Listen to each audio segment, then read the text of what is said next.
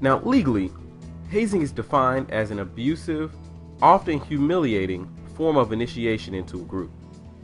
It can include any willful action taken or situation created which recklessly or intentionally endangers the mental or physical health of another. Hazing has been linked to fraternities and sororities, but it is also practiced by the military, sports teams, bands, social clubs, and many more. Hazing is a national problem. Every year since 1970, there has been at least one hazing-related death on the college campuses within America. Pledging was never designed to include hazing. Throughout the years, it's evolved into situations where potential members were required to accept corporal punishment, such as paddling or many other things, in order to gain entry into an organization. 44 states in the United States have laws that prohibit hazing that were intended to reduce the number of situations that could lead to, often fatal, hazing incidents. Although all black Greek letter organizations agreed not to haze during the pledging process, some members of fraternities and sororities continue to haze underground. All organizations deem the underground process to be unacceptable and have vowed to eliminate it. Now, if pledging was meant to include hazing, you might ask what the difference between hazing and pledging is. Pledging is a ritual process for taking a non-member of an organization and bringing him or her into membership.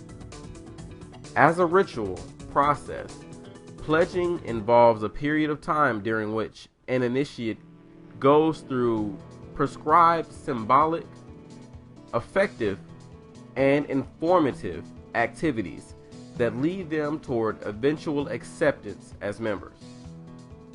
Now, Greek life has a connotation with hazing because of the culture of Greek life and how Greek life culture is tied to universities and institutions such as schools.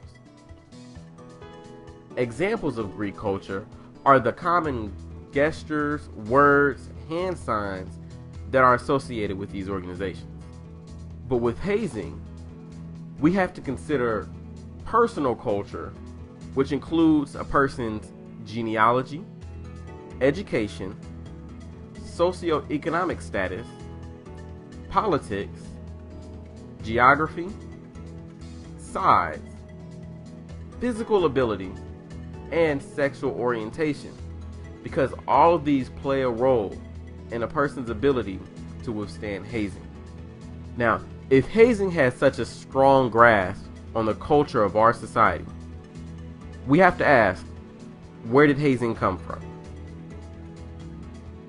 This culture is vibrant within colleges and universities and helps make college culture what it is. However, Black Greek life continues long after graduation. And this is one of the sad reasons why so many young people are willing to undergo hazing and abuse.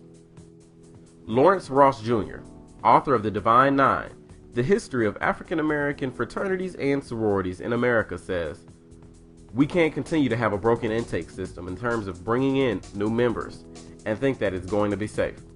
We've had a myriad of different pledge processes over the last 80 years, and most of them have been predicated upon a dynamic between the members, the big brothers and big sisters, and the pledges, who are in a subservient role, and the power construct basically creates an atmosphere where abuse is going to almost always occur."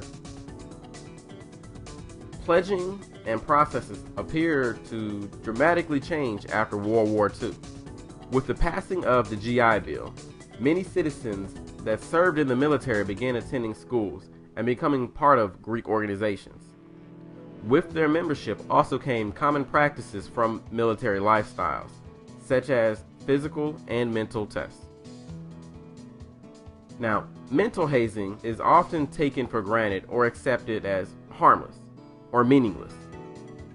Subtle hazing typically involves activities or attitudes that breach responsible standards of mutual respect and place potential new members on the receiving end of ridicule, embarrassment, and/or humiliation tactics. Mental hazing can be brutal and leave lasting psychological scars. Some hazing victims report that the mental hazing that they endured was worse than being physically abused. Now, physical hazing includes behaviors that have the potential to cause physical, emotional, or psychological harm. Paddling is one of the oldest traditions in Greek organizations and was adopted by many Black Greek organizations. Although receiving a swift thwop to the backside with a wooden paddle may seem harmless, it is possible that this is one of the most dangerous rituals. Paddling can cause blood clots, kidney damage, blood in the urine, and death in many cases when symptoms go unnoticed. A student in California died from an overdose on water. He was forced to drink numerous pitchers of water, often to the point of vomiting. He ended up drinking so much that his brain swelled and he died of water intoxication. One student was repeatedly punched by a member in the chest, using knuckles to harden the blow until the pain became excruciating. Stories about hazing are passed down through generations. The good old days probably were not that good to the person who was enduring the hazing at the time. Time softens and distorts the bonding experience. The "I did it and it didn't kill me" theory must be put to rest. Now, while hazing does not necessarily involve alcoholic consumption, often it is either a central or contributing element. Under most codes of conduct, any consumption of alcohol, other drugs, or other substances that is an explicit or implicit condition for initiation to, admission into, affiliation with, or continued membership in a group or organization is hazing. This definition is applied regardless of the level of pressure to drink. Now we will cover the responsibilities within hazing and punishments. To alleviate a lot of issues, you should just commonly ask yourself these questions. Would I feel comfortable participating in this activity if my parents were watching? Would we get in trouble if the dean of students walked in? Am I being asked to keep these activities secret? Am I doing anything illegal? Am I risking arrest by participating in this activity? Do I want the burden of having a criminal arrest record when I apply for jobs? Does participation violate my values or those of my organization? Is it causing emotional distress or stress of any kind to me or others? If someone were injured, would I feel comfortable being investigated by my school's administration or insurance carrier? If caught hazing, punishment can range from expulsion to criminal charges brought on individuals, along with chapter expulsion from organizations, legal ramifications nationally, and more. Any person present during hazing can be punished, whether participating or not. This brings us to bystander behavior.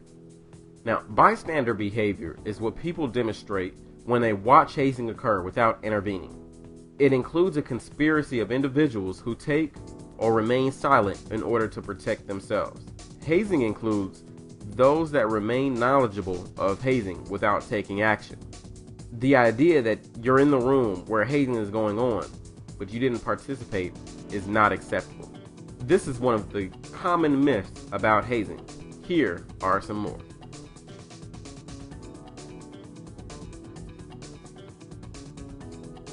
If caught hazing, some of the punishments could include financial ramifications, campus ramifications, family ramifications, and legal ramifications.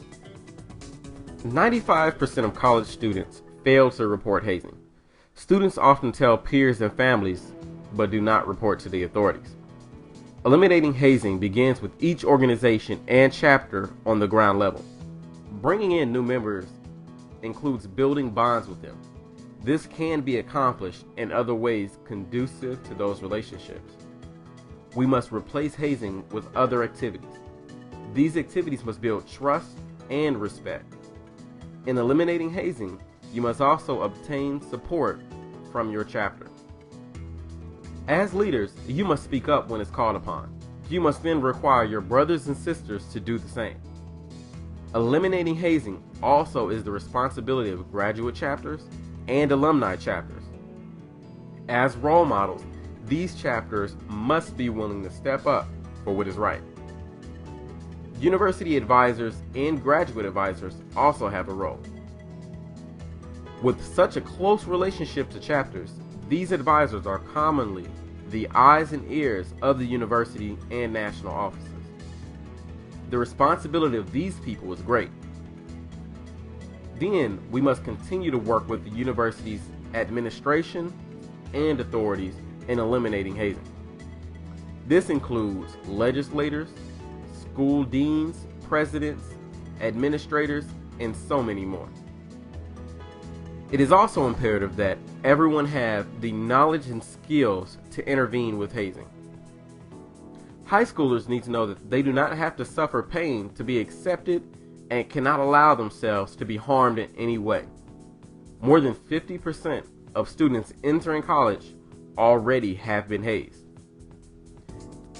Pledgees and individuals going through intake need to know that they deserve to have the experience of brotherhood and sisterhood they were promised. They should make the most out of their new membership and experience to help others do the same.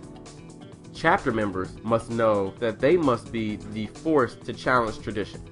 You can be the change agents. Commit to the values of your organization and help empower your chapter members to stand with you. Chapter leaders need to know that they should not put up with any individuals who believe that hazing is okay. No organization's rituals support such activity. Therefore, a hazer does not uplift or uphold their organization. If an individual enables hazing, he or she will inevitably create bigger problems for you and your chapter. Grad chapters and alumni advisors must understand that they cannot support or encourage hazing. They did it to me and I survived is a thing of the past. Be involved in new member intake and to hold the chapters accountable. Advisors, teachers, coaches, all need to know that it is important to create healthy and safe campus environments for all students. As professionals, they must recognize that while students ages 18 through 22 legally might be adults, but mentally and emotionally have not fully matured yet, they have to be the adults. Administrators and authorities on institutions and universities need to know that they must develop policies and insist that they are followed. They must train and empower staff to act swiftly, effectively, and intervene while taking corrective measures when necessary.